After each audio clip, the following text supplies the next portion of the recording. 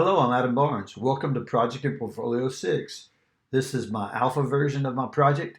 My project is designed to be a tank estimator, which allows a user to enter values and dimensions of certain tanks of different configurations, and then it calculates what the volume of the tank and the material volume inside the tank would be based on the user parameters. Looking at milestone 1 for my functional requirements, the system must enable the user to enter values for tank dimensions and parameters. System must calculate tank capacity and volume from user entered values, and system must display units for tank dimensions and parameters.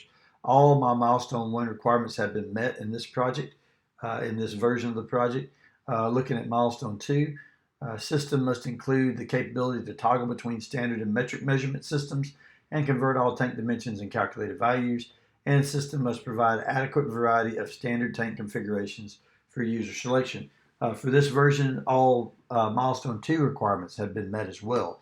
The ones that I have not met are the milestone 3 requirements, which are providing a graphical representation of the tank to show proper tank level, and also the last group of requirements here for saving and loading the tank data into Google Firebase.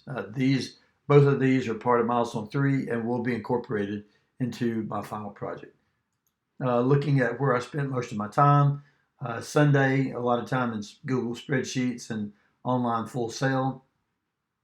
Monday, a good bit more time in online Full Sail, starting into Trello, basically doing research for the project. Tuesday as well, we had Adobe Illustrator a lot of time and starting to get into XD for the prototype. Looking at Wednesday, a lot more time in XD developing the prototype. Thursday, more time in XD developing the prototype. On Friday, a lot of time in the Android Studios, about 4 hours. Saturday, about 12 and a half hours on Android Studios. And then Sunday, another 14 hours on Android Studios. You can notice here Friday, Saturday, and Sunday was heavy into programming because I was preoccupied with some unforeseen complications for my day job. And so it kept me busy throughout the week, and it made it to where I had to really make up time on the weekend to catch up. Looking at the app, it comes to this initial home screen where you can create a new tank. It gives you the selection between horizontal and vertical. One issue here is my images are kind of encroaching on my text, so I've got to do some fixing of that. When you select a tank, you have other options you can select. If you choose one of these, you will take you to the user enter form. Trying to hit calculate without having the fields filled in will automatically bring up a toast saying that you have to fill these in.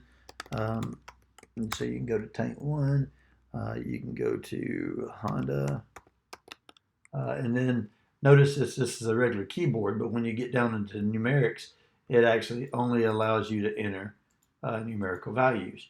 And so let's see, material level 10, let's make it 50, and then density 2. See, calculate.